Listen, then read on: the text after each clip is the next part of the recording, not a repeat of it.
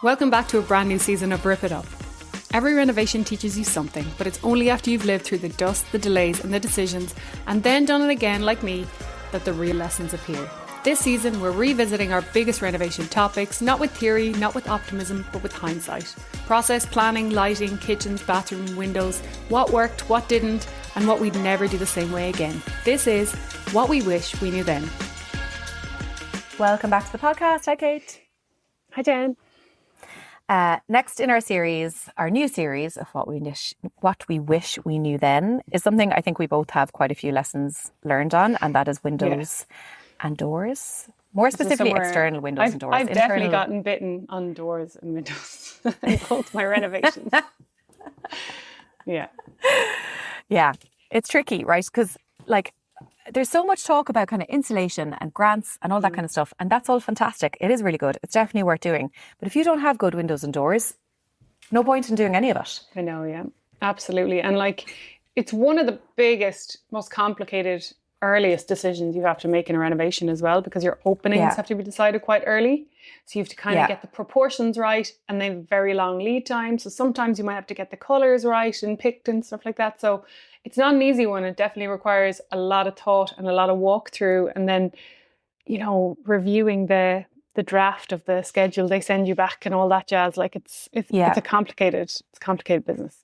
And difficult to change if you get it wrong. So very much one that you need to get right early and think about it early. So the things really to know about, I suppose, are what are the different materials involved in windows and doors. Styles are really important, like what direction your house is facing, what type of light you want to get in, where. Security is obviously a big one. I think people forget, you have windows and doors because you can't leave your house open to the elements, you need to be secure. So how are you going to use it? What type of opening your window needs to have, ventilation, everything. It's really important. So the first things you need to lock in is what type of windows and doors you want to have, right? So what are you going to use it for? How do you want it to open is probably what the best way to describe that. And I think both of us had something different. Well, at least in my first renovation, that you had sliders and I had bifolds. Yeah. So you had what bifolds. made you decide it? Doors. I went with sliders because I didn't have the space for bifolds. I had more than enough space when the slider was open to get in and out. I didn't need it to be open any wider than that. That was it. And I won't say it was a mistake, but we did have bifolds, and a few of the kind of unforeseens. Well, one, I had an absolutely shit show with my supplier, which I won't go into names or anything like that, but it was terrible. So bad that the handle fell off my hand, heavily pregnant, and I fell on my arse, a few months after they were fucking installed. They were terrible. Anyway, it's not they didn't look the part. They were nice, but there's a lot of bulk in bifolds. There's a lot of frame, and that frame has to go somewhere. So they fold away, but they fold away to where? Do they fold away to inside your house, outside your house? Where sliders are just there. That's the mechanism. That's the track.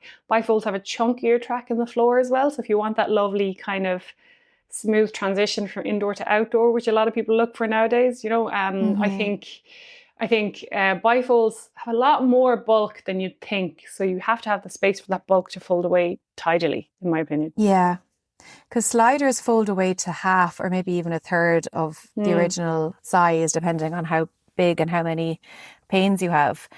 But probably bifolds do too. They're probably about a third of the closed size, which is mine significant. was 3 panels, right, across my 2.5 meter width, say.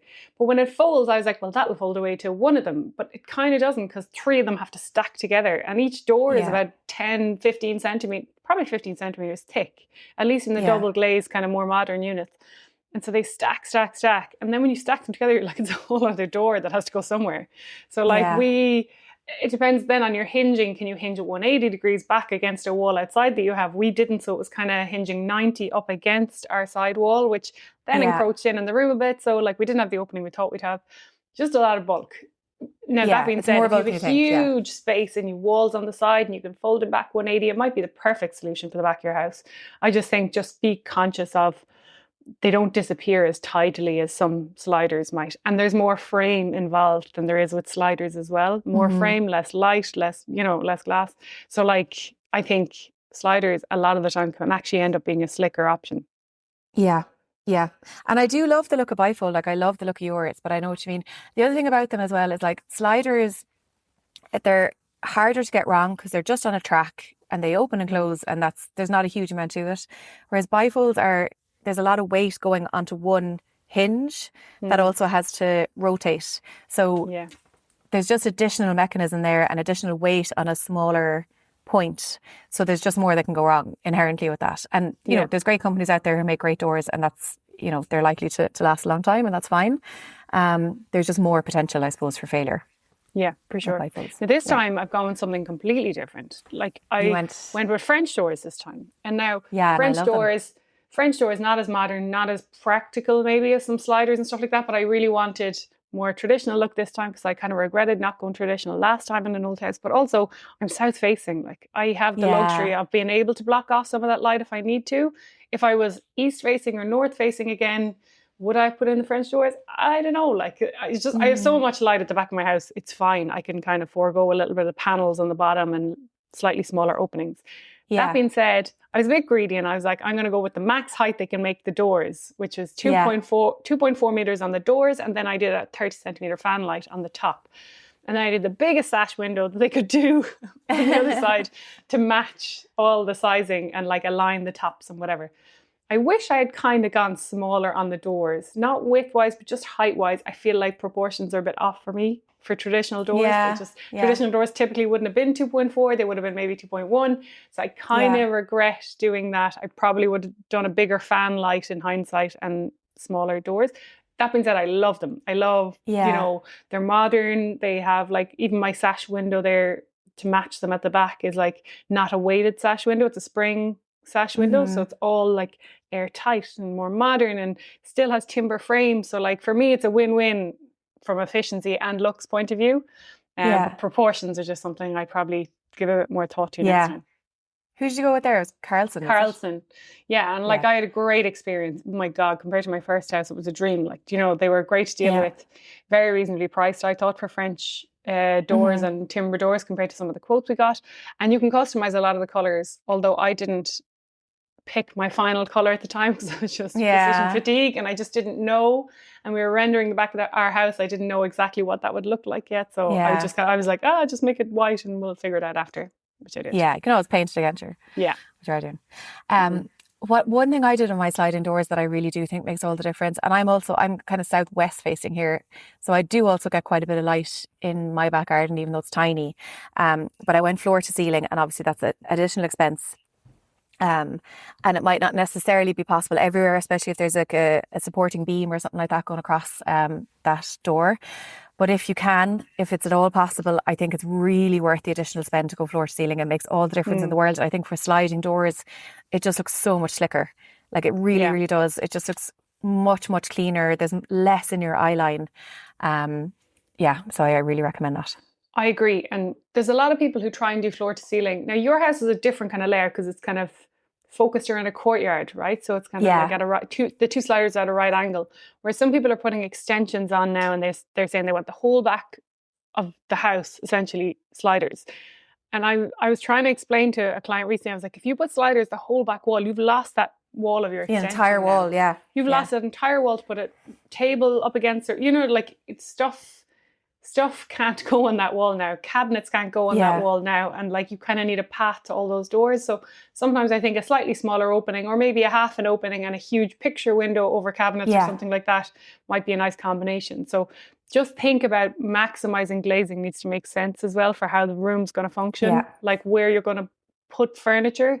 Don't just blatantly go, make the biggest opening we can on that wall and we'll figure everything else out later because you mightn't fit what you want later. Yeah, that's totally true. And it was a trade-off here, like because I have two right angles, full width, almost sliding doors, looking at like the courtyard or the courtyard garden is like the focal point of this living room and is the focal point of this kitchen.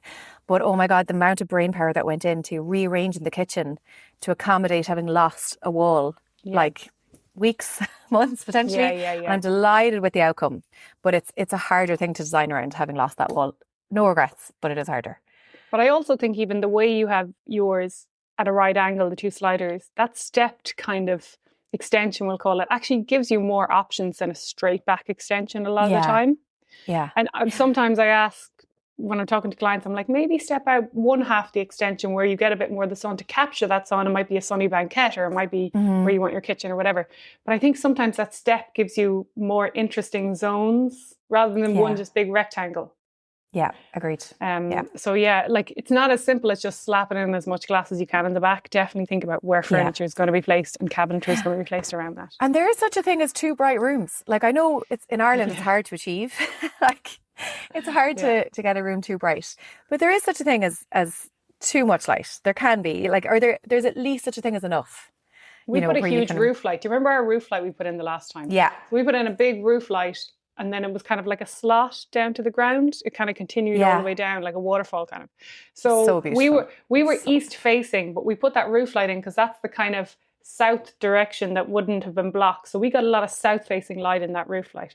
And like, look, it was lovely. It brightened up, but it would have been a dark extension otherwise. But our countertops are white. And at the start of COVID, we tried to work at that island because we had no office space built or anything yet. We couldn't. We were blinded. The two of us were sitting there in sunglasses at that. Like you never think you're going to have that problem in Ireland, but never, like it is. But actually, that much light south facing on a white countertop, the glare, like it was actually blinding. So you can. And that's why this time I hipped my roof light this time, and did a kind of a pyramid one. And because I was south facing this time, I was like, I'm not making that mistake. And it's much softer. It comes in, but it kind of comes in at an angle, and it kind of only hits part of the island. And I just think it's a lot softer. It's diffused before it gets into the room, which is really nice. Yeah. Okay, so that's a lot about different types of, that's doors, I suppose, sliding doors, right? Yeah. One thing then is windows. So I have a mixture of windows. I have casement windows in my front of my house. They're wood. I went with all wood. Some of the more modern engineered woods don't need maintenance pretty much. You might have to repaint them every few years. It was worth it to me. I just liked that kind of traditional look on the outside of my house. And that as a material gives you a lot of options in terms of colour. So I have one colour on the outside, I have one colour on the inside, and it can be painted and it's easy. So from a design perspective, I do love wood. I have a 2/1, so there's kind of one horizontal opening window at the top and then two panels or two panes underneath it. So kind of in a T shape. And do they all open, all three? They all open, but at the front of my house, they're limited. They only open, like they crack open. And there is, like most windows now have that mechanism where you can open them at a gap. Tilt. So there's kind of double lock thing on. You can have them fully locked or you can open them, lock them again, and there's just a little vent, which is really handy in summertime because it gets very hot here in summertime. And again, the only reason I went with that design was because that was quite traditional to the type of house that I have. And I do think that is something really important for windows, is look at the type of house you have, the era that your house is from, especially at the front of the house. And that should largely dictate the type of windows that you are putting into the house, or the style of window that you're putting into that house.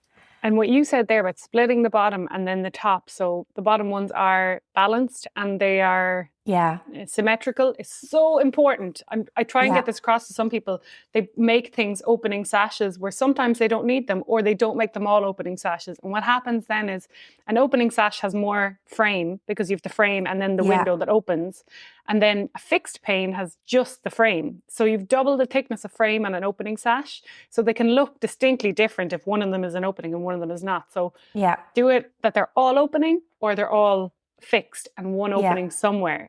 That all the glazing sections look balanced and symmetrical, if that makes sense. Yeah. Because if you make something an opening sash versus a non-opening fixed pane, you can potentially be down 20% of the glass in that window, depending on the size of it. So it is a significant difference, and it's something that people don't think, and they kind of say, "Oh, we'll make that one opening and make that one opening," and they don't think, and then it looks unsymmetrical. It looks, not balanced. So I don't know. Give it thought if you really need them to be opening sashes. Yeah. It's so important. It's not. I hate that. And like, I was somebody when I was doing it at my house, I was like, I don't care what the outside looked like, and I still, to an extent, don't really care, but symmetry is so important. Like it really is. And if you look online, I won't go too deep into it here. I think I wrote an article about this for the Examiner maybe a year and a half ago. There are kind of symmetry rules for the outside of a house and what looks good where. It's really interesting. It kind of follows that, the golden ratio number. Anyway, there's rules, layouts that you can follow to make sure that the outside of your house and your windows look symmetrical and easy on the eye and don't piss off your neighbours or don't piss you off every time you drive in your driveway. But yeah, it's important. And yeah, you're right. Frame, the amount of glass, all that left over makes a huge impact on that symmetry. Yeah. So that's important. The other types of windows, then you've got sash windows. I can talk about sash windows a bit because I've both new ones and refurbed ones in both my houses. And like the new ones at the back are timber frame as well. I'm like you, I only want kind of timber frame. I can kind of deal with aluminium on the right houses or alu-clad.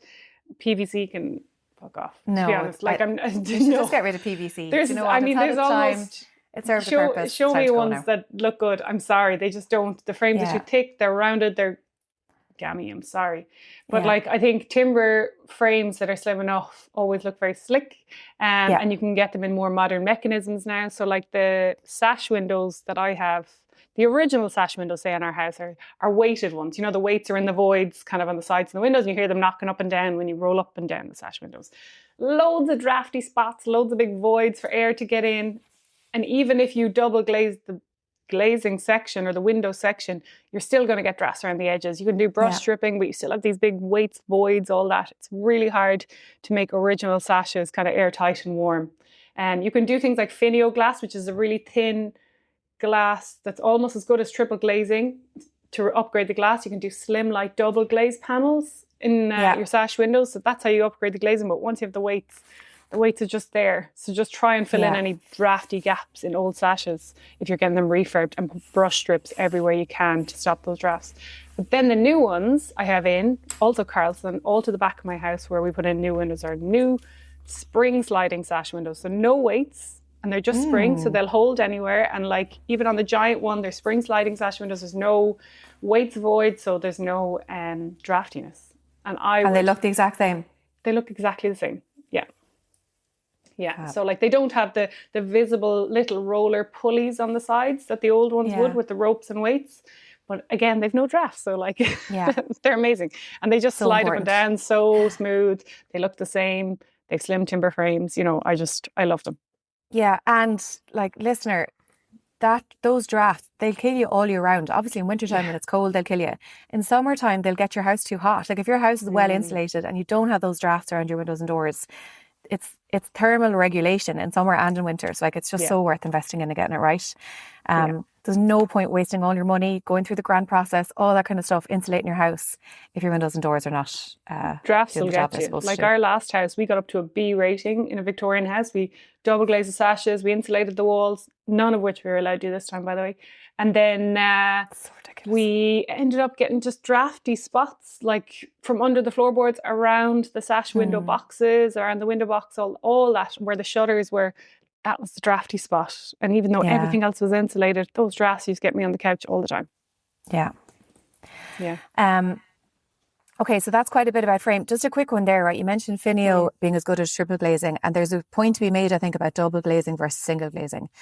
Double glazing versus triple glazing. So single glazing, unfortunately, in some houses, if you're restoring an old house, you might have conservation on it, and you might be stuck with single glazing, and that is outrageous. Really frustrating. Don't know why they don't change that, but it is what it is. Most of the rest of us, however, will be able to get single or double or triple, depending on how it goes. Triple, the thermal efficiency between single and double is gigantic. The thermal efficiency difference between double and triple is not very big. The one situation, though, where people do rave about triple glazing is if they're on a noisy street, and there is quite a bit of a jump in acoustic insulation if you're on a noisy street. So if you live somewhere really noisy and you have the money and you're stuck between double and triple, then maybe it's worth going for triple. Every other scenario, I would say save your money. You don't need triple. Yeah, I probably tend to agree because, we were asked about it in the last time, but it does also make your frames thicker. Yeah, it makes your frames thicker. And that doesn't look great either. So you really want to be looking at the U value and the U value differences. And like I said, like you might be better off putting your money into draft stripping rather than triple glaze upgrade. Yeah. So that's important. Yeah. That's probably it on windows. That's most types of windows, right? So you've fixed, you talked about fixed. The one, actually a quick one on your, so your last fixed window that you had on your previous home was just a flat roof. Was there ever any issues in that? That's where you always because hear it was the leaks same and stuff supplier as the bifold, so we had issues with everything. Yeah, okay, it's different. But it was 2 large pieces of glass essentially joined and then like silicone sealed. They did a pretty bad job of sealing, so we had someone else in to repair some bits and do some of the kind of cladding where they join outside. So we did have issues, but once it was fixed, we didn't. It was fine then. And when you're doing a roof light like that, a pitch is quite important. Because it kind of keeps your window clean as well, right? Like it allows runoff. Whereas if it's too flat, you'll start to get water pooling on it. You'll get, the rain won't run off it. So you'll just have a dirty roof light all the time. And there's no point having huge glazing if it's dirty, in my opinion. Yeah. Clean glazing will always look 10 times slicker and sharper or whatever. And I used to have a little trick that on my flat roof was out my bath. Oh, yeah. I used to use the handheld for my bath, and I used to be able to point it at the roof light and run warm water. So you just washing up liquid or whatever, and then put on the hot shower handheld down the roof light. And if you were in the kitchen, you'd see it like a waterfall running down. And it would just come out like sparkling. That's great. So like, remember, if you're putting in if you're putting in a huge roof light, remember you have to be able to get to it to clean it, or else it's going to look crap most of the time, unless you see someone come and doing it on a ladder all the time. That's a big one where you don't want to be wowed by magazines, Pinterest, showroom. Like, it does look great when it's clean, and it's impossible to keep it clean. So think about it.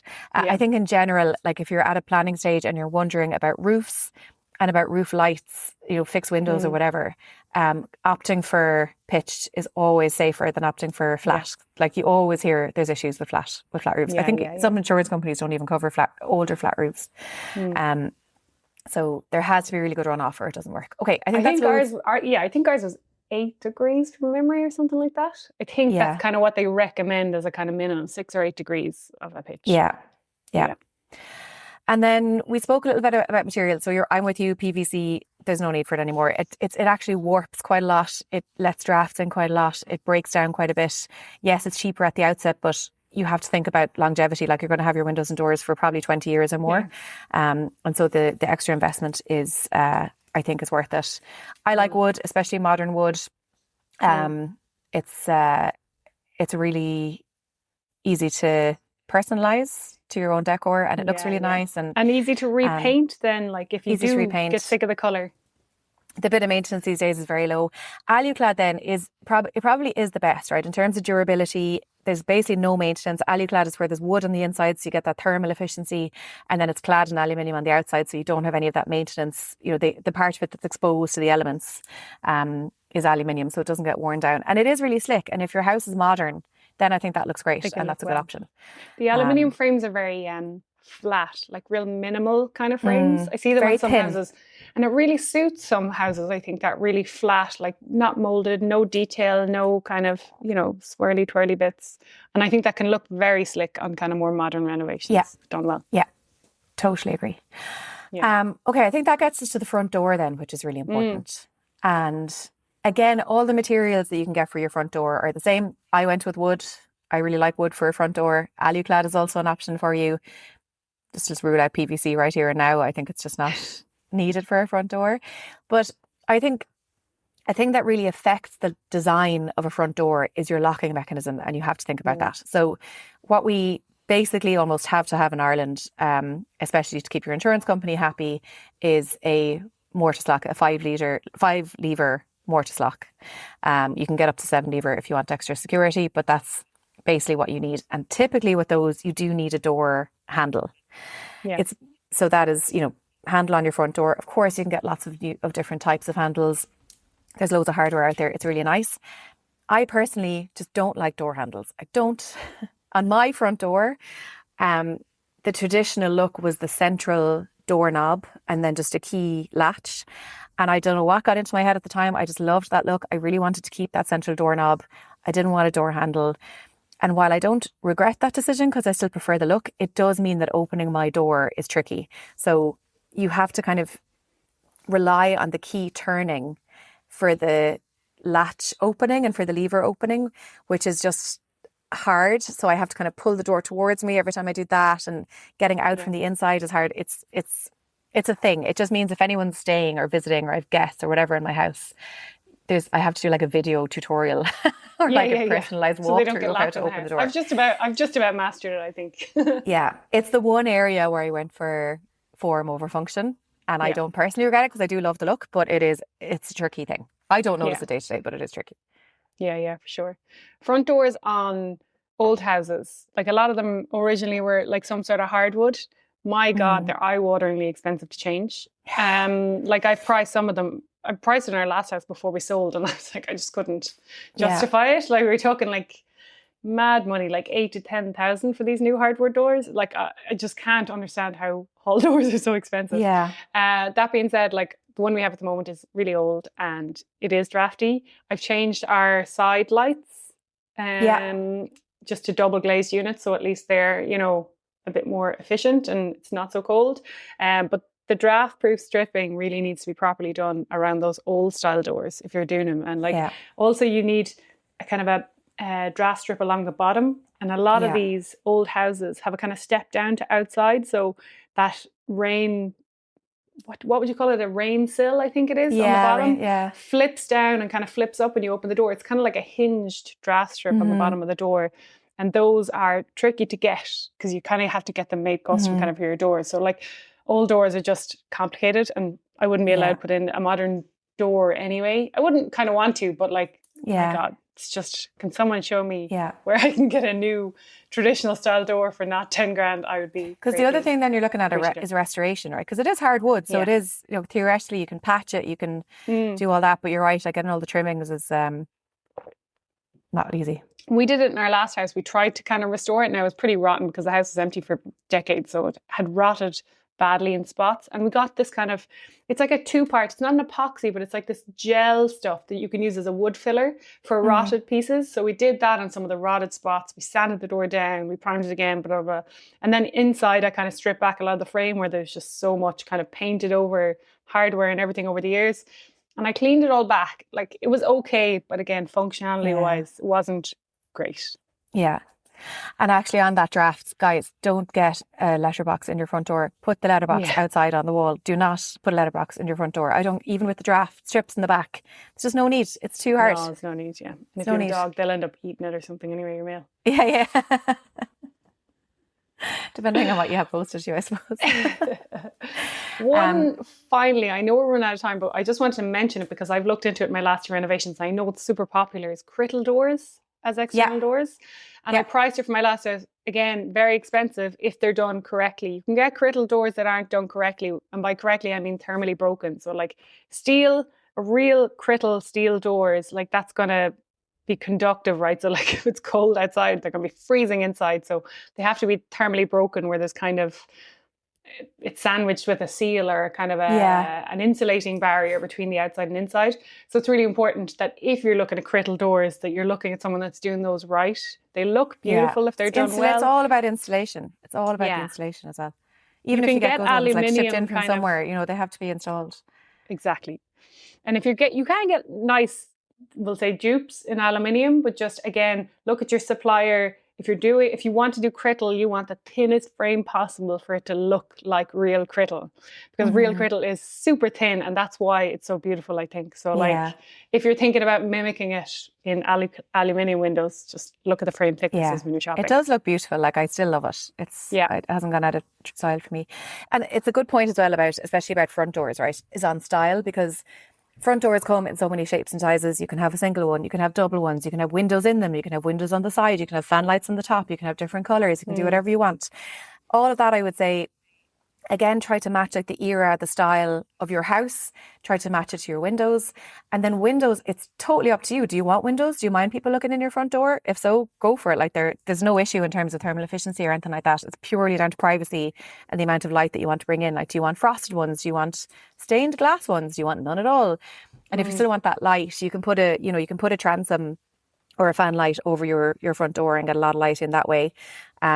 You can put your side panels in, you can put clear glass, like, you know, all of that is totally up to you and up to your preferred style and match the style of your house, I would say. Yeah. Just, remember privacy. Like, are you always happy for people to be looking? And I don't like it, but whatever.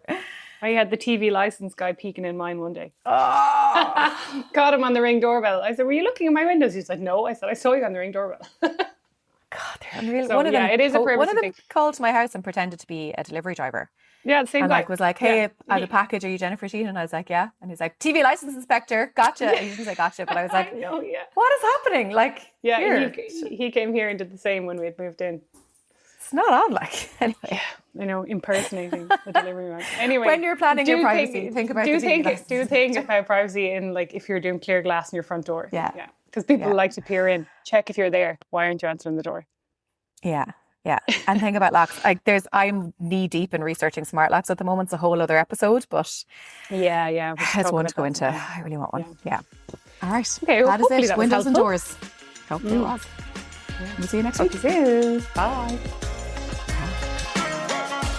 If you found this episode helpful, please hit subscribe, give us a few stars, and best of all, send it to someone else who you think would like it so they can subscribe too. Thank you.